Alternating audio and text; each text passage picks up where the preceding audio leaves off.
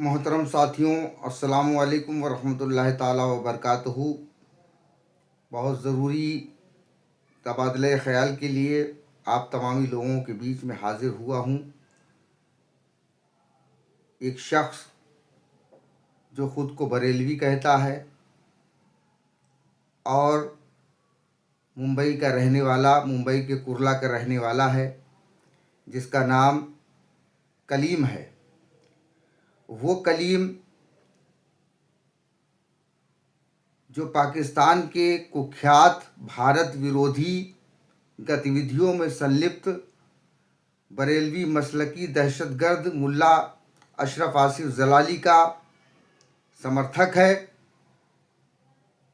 जिसने जब जलाली को चरस, गांजा और शराब की तस्करी और लड़कियों की सप्लाई के मामले में पाकिस्तान में जेल भेजा गया था, तो उस जलाली की हिमायत में इस कलीम रिजवी की जानिब से एक बयान जारी किया गया था।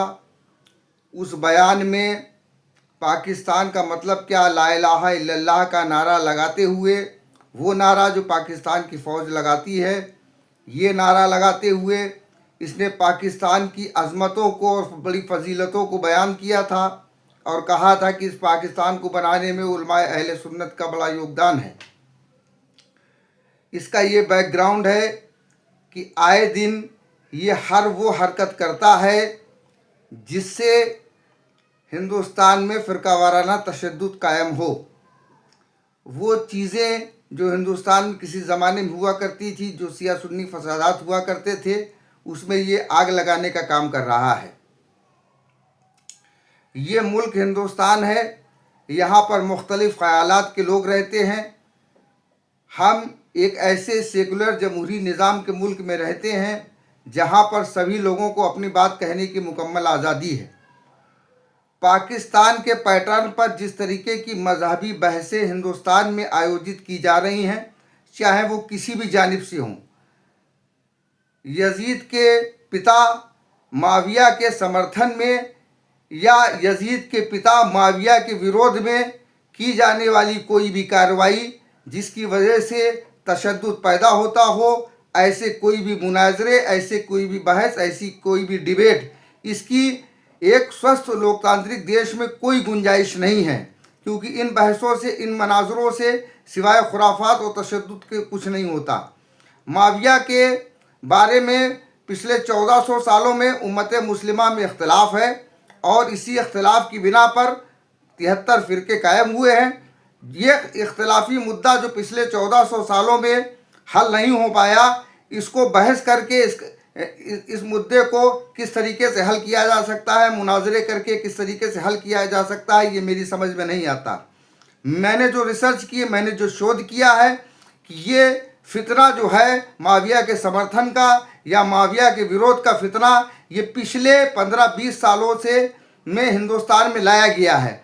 और ये क्यों लाया गया है, इसके पीछे एक बड़ी प्लानिंग है और उस प्लानिंग के सारे सबूत मैंने कई मरतबा हिंदुस्तान की हुकूमत को उपलब्ध किए हैं। इसके बारे में कई आर्टिकल, कई मजमून लिखे हुए हैं।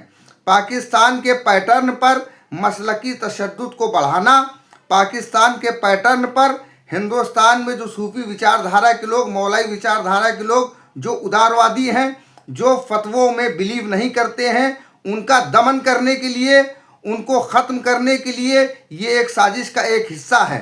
और इसी साजिश के हिस्से के तहत पाकिस्तानी पैटर्न के इस बहस मुबाहिसे को हिंदुस्तान में आयोजित किया जा रहा है। हम हिंदुस्तान की हुकूमत को कई बार ये आगाह कर चुके हैं कि ये वही तथाकथित फ़िरके के लोग हैं।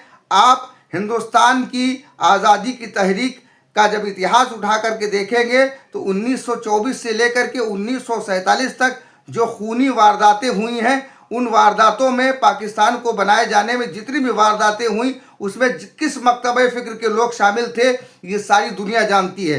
पाकिस्तान बनाने वाले न जाने कितने बरेलवी मुल्ले, जिन्होंने सुन्नी कॉन्फ्रेंस के ज़रिए पाकिस्तान को निर्माण में अहम भूमिका बनाई थी। यहाँ तक कि 1946 में ही एक सुन्नी कॉन्फ्रेंस हुई थी और उस सुन्नी कॉन्फ्रेंस में बाज़ाब्ता ऐलान किया गया था कि अगर मोहम्मद अली जिन्ना पीछे हट जाते हैं पाकिस्तान बनवाने में, तो सुन्नी तहरीक उसको खुद लड़भिड़ करके बना लेगी।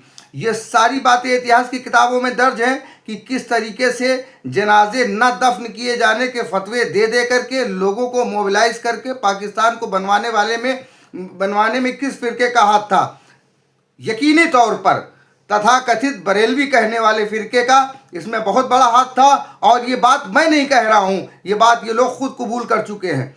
उसी पैटर्न की चीज़ें, उसी पैटर्न की सियासत हिंदुस्तान में फिर की जा रही है। इसको किसी तौर पर भी कबूल नहीं किया जा सकता है। ये इस महीने की 18 मई को बनारस के बजरडीहा क्षेत्र में भेलूपुरा थाना क्षेत्र के अंतर्गत लमही मैदान जो बड़ी मस्जिद के पास है, वहाँ पर एक तथाकथित कोई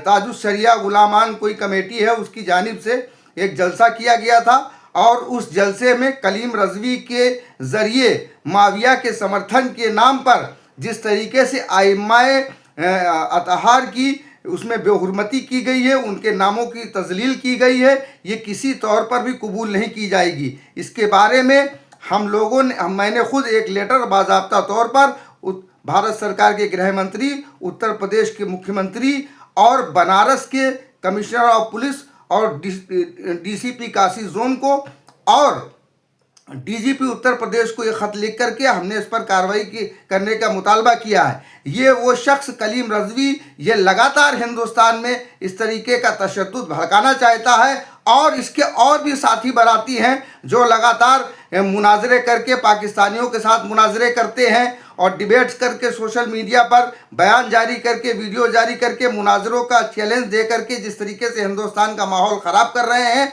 हुकूमत को इस पर सख्त संज्ञान लेना चाहिए। और मैं ये भी बता देना चाहता हूँ, ये किसी भी तौर से धर्म का आंतरिक मसला नहीं है, जिसमें अगर कोई ये कहे, ये गुमराह करने की कोशिश करे कि ये धर्म का आंतरिक मसला है। कतई ये धर्म का आंतरिक मसला नहीं है। आप इतिहास उठा करके देख सकते हैं कि 1924 से लेकर के 1947 तक किस तरीके से इसी फिरके के लोगों ने तशद्दुद फैलाने का काम किया है। अभी हालिया जो पहलगाम घटना के बाद जब भारत ने सर्जिकल स्ट्राइक की थी, उस सर्जिकल स्ट्राइक के बाद जो पाकिस्तान के मुल्ला मौलवियों ने, पाकिस्तान के अवामुन्नास ने भारत विरोधी गतिविधियों को संचालित किया, मैं दावे के साथ डंके की चोट पर कहता हूं कि उसमें 95% मुल्ले जितने थे वो सारे के सारे मुल्ले पाकिस्तानी बरेलवी मकतबे फ़िक्र के मुल्ले थे, और उन्हीं मुल्लों के हिमायती मुल्ले इस हिंदुस्तान में बैठ करके हिंदुस्तान का माहौल ख़राब करना चाहते हैं, हिंदुस्तान में तशद्दुद बर्पा करना चाहते हैं। हम हुकूमत हिंद से ये मुतालबा करते हैं कि ऐसे तत्वों को चिन्हित करके उनके खिलाफ सख्त तरीन कार्रवाई की जाए। इसके बारे में सूफी खानका एसोसिएशन ने अखिल भारतीय ज्ञापन अभियान चलाने का निर्णय लिया है। मेरी जानकारी के बाद, मेरे मशवरे के बाद इस निर्णय को लिया गया है। मैं बता देना चाहता हूं कि 2 जून 2025 से लेकर के 12 जून 2025 तक ये अभियान चलेगा। इसके साथ ही मैं एक बात और पूछना चाहता हूं उन मुसलमानों से जो ज़रा सी बात में कोई भी मसला हो वो अपने जो है वो झंडा और टावर लेकर के खड़े हो जाते हैं। मैं ये पूछना चाहता हूं कि जिस तरीके से बेहुदा बदतमीज़ी भरा बयान और इस गाली गलौज करने वाले कलीम के ज़रिए बनारस में दिया गया है आइम्माए अतहार के ख़िलाफ़, अगर यही कोई बयान इस हिंदुस्तान का अगर कोई हिंदू शख्स दे देता या दूसरे मज़हब का दे देता तो आप लोग कितना बड़ा वावेला खड़ा कर देते। क्या कोई अगर गैर मुस्लिम किसी इमाम की या हमारी मुक़द्दस चीज़ की तौहीन करे तो तौहीन होगी, और अपने आप को अगर कोई मुसलमान कहने वाला शख्स है और इस तरीके की तजलील तौहीन करता है तो तुम्हारी ज़बानों में दही जम जाता है। अरे वो सज्जाद गान कहाँ चले गए, कौन से बिलों में घुस गए जा करके, जो इमाम अली मकाम के नाम पर, मौला अली के नाम पर अपने हाथ चुमवाते हैं। अरे लानत है तुम लोगों के ऊपर, तुम लोग बेशर्म लोग हो जो ऐसे लोगों के खिलाफ आवाज़ नहीं उठाते हो, ऐसे लोगों के खिलाफ सिर्फ मुनाजरों की और बातों की दलीलों की बातें करते हो। तुम लोग बाहर निकल करके नहीं आते हो, तुम्हें शर्म आनी चाहिए। तुम लोग, तुम्हारे लिए तो तुम्हारी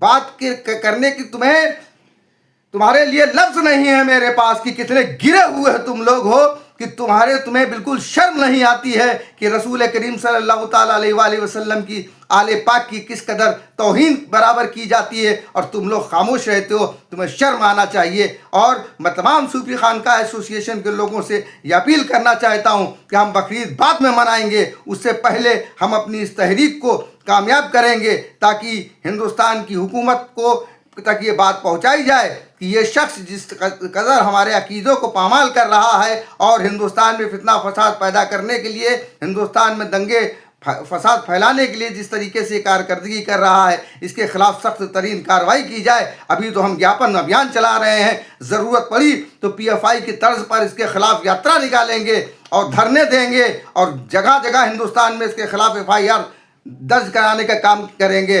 और कलीम रज़वी, हम तुझे बता देना चाहते हैं कि तू अपने आप को क्या समझता है। सूफी खानका एसोसिएशन तेरे जैसे न जाने कितने जो है मुल्क दुश्मन तक, मैं तुझे मुल्क दुश्मन कहूँगा क्योंकि तू हिंदुस्तान में रह करके जो नारा लगाता है, पाकिस्तान के नारे लगाता है, वो नारा लगाता है जो पाकिस्तान की फ़ौज नारा लगाती है कि पाकिस्तान का मतलब क्या, ला इलाहा इल्लल्लाह। और तूने जलाली की हिमायत में तो बयान जारी किया था। तू एक बयान दिखा दे कि पहलगाम की वारदात के बाद हिंदुस्तान ने जब स्ट्राइक की थी उसके पक्ष में या पहलगाम के विरोध में तूने पाकिस्तान के खिलाफ कोई बयान जारी किया और कश्मीर में जिहाद का फतवा देने वाला जलील मुल्ला जलाली, उसके खिलाफ तूने कोई बयान जारी किया? नहीं किया, क्योंकि तुम लोग वो लोग हो कि अपने मसलक से बढ़ करके किसी को कुछ नहीं समझते हो। लेकिन याद रखो कि एक वक्त ज़रूर आएगा कि तुम सबसे कानूनी इंतकाम लिया जाएगा। अस्सलामु अलैकुम वरहमतुल्लाहि ताला वबरकातुहू।